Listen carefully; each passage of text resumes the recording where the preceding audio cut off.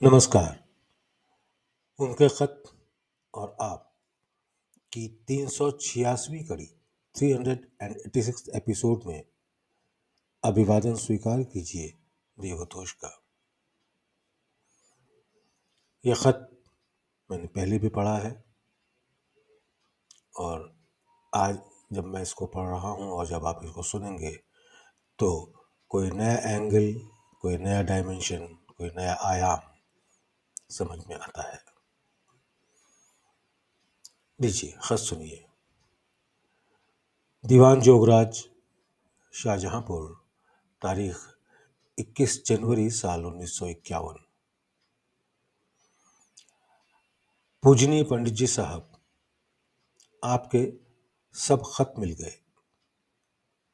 खुशी भी हुई और इस नादानी पर अफसोस भी हुआ कि आपने अब तक कुल ख्यालात अपने ही समझे और समझ रहे हैं। आपकी मौजूदा हालत ऐसी है कि यहाँ पर पहुँचने तक तो बहुत कुछ फनाइयत हो जानी चाहिए थी।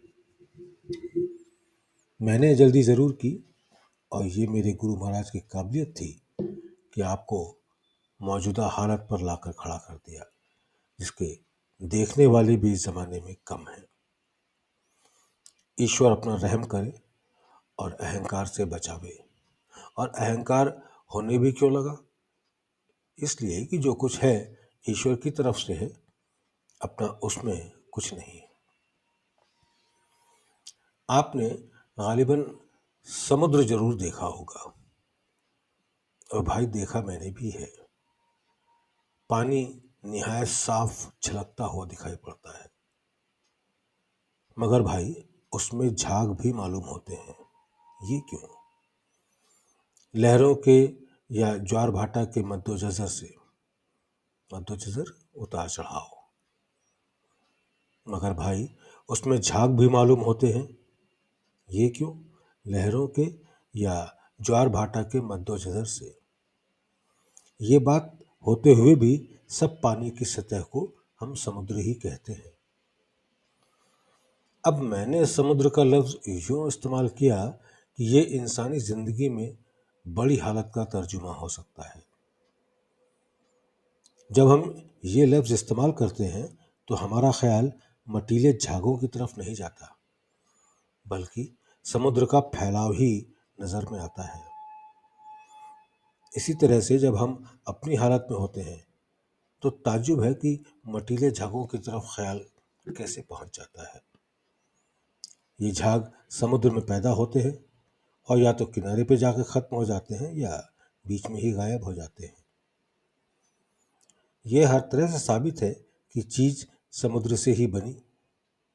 मगर भाई सोचो तो सही कि इसका असर समुद्र पर क्या पड़ गया। हमारे ख्याल इसी कैफियत में बने जिसमें फैलाव की सूरत है, और इसको विराट देश या ब्रह्मांड मंडल भी कहते हैं। क्या ये मुमकिन नहीं है कि जब हम अपने फैलाव में समाये हुए हैं तो इस विराट देश की लहरें ये झाग पैदा नहीं कर सकती? अगर कर सकती हैं तो इसमें अपना क्या है और हम पर इसका असर क्या हो सकता है?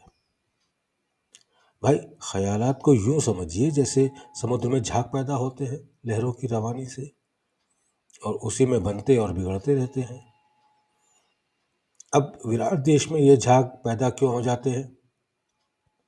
वजह ये कि हमारे सबके ख्यालात जो अज़ल से यानी सृष्टि निर्माण के समय से हमने अब तक बनाए हैं उसी में तैरते रहते हैं, और जो उस आलम में यानी विराट देश में समाया है उसके सामने झाग की शक्ल में पैदा होते हैं।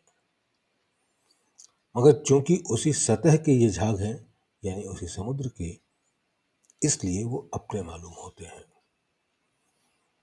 Swami Vivekananda, you have depicted a great philosophy. This is the main cause of the thoughts the Abhyasis generally feel at this stage. You cannot find such description anywhere, I guarantee. भाई, मैं अभ्यासी की बहुत बड़ी कमजोरी समझता हूँ कि अगर उसको ये ख्याल रहे कि ये ख़यालात मेरे हैं और इसके मायने और कुछ नहीं हो सकते सिवाय कि उसने मेरापन अब तक कायम रखा है, खुसूसन आपकी हालत वालों के लिए। ज्ञानियों में ये बात अक्सर पाई जाती है कि उनका मेरापन नहीं जाता। आपने अपने ख़त तारीख 29 नवंबर में चंद सवालात किए हैं। हस्ब तौफीक मैं उसका जवाब दे रहा हूँ, क्षमता के अनुसार मैं उसका जवाब दे रहा हूँ। इसकी सेहत का अंदाज़ा आप खुद लगा लें, इसलिए कि मेरी निस्बत यानी मेरा संबंध ज़हालत मतलब से रही है। ज़हालत मतलब अज्ञानी, अनपढ़, इग्नोरेंट। और जब मैं इस हालत से निकला तो मुझे खुद का होश बाकी न रहा। आमतौर पर महा का लफ्ज़ वहाँ पर इस्तेमाल किया जाता है जबकि उसके आगे वाले इसम कहते हैं नाउन को, संज्ञा।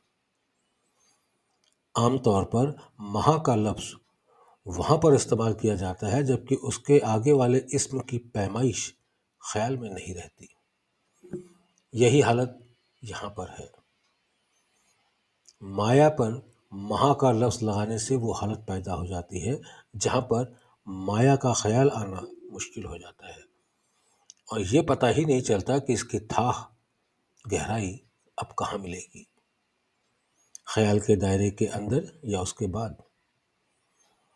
अगर दायरे के अंदर है तो माया का मकाम है, अगर दायरे के बाद है तो महामाया का मकाम कहा जा सकता है। अब उसकी पैमाइश इसी तरह से हो सकती है कि जब हवा की आखिरी तह अगर कहीं ख़त्म हो जाए और ख्याल की परवाज़गी यानी उड़ान उससे ऊंची हो जाए, तब उसके फैलाव का अंदाज़ा हो सकता है। मगर फिर भी ख्याल ये नहीं बता सकता कि किस तह के बाद ये हालत होती है, इसलिए कि उसमें बेशुमार तहे मीन्स लेयर्स, कि उसमें बेशुमार तहे होने की वजह से इसका नाम नहीं दिया जा सकता। अगर कोई चीज़ बहुत ऊंची फेंक दी जावे और फिर आपसे पूछा जावे कि ये कहाँ पर है, तो भले ही आपकी आँख में ये देखने की ताकत भी हो, फिर भी आप उसका ठिकाना नहीं बता सकते। अनलिमिटेड चीज़ में से अगर कोई चीज़ बरामद होती है तो उसकी निस्बत, उसका संबंध हमेशा अपने असल से होता है, यानी बहुत कुछ वो भी अपने अंदर लिमिटलेस महसूस करने लगता है। अब वो फीलिंग क्या है और किस चीज़ से आप फील करते हैं? ख्याल से, न कि हाथों से। अब फील करने में ख्याल मददगार हुआ, और वो कैसा ख्याल जो उससे भी ऊंचा जा चुका है। उसका नाम तो कुछ और ही है, मगर ख्याल ख्याल ही कहे जाते हैं। इस ख्याल में भी बहुत कुछ लिमिटेशंस ख़त्म हो चुके हैं, यानी इसकी निस्बत बहुत कुछ उस चीज़ से हो जाती है जिसको कि हम मालूम करना चाहते हैं।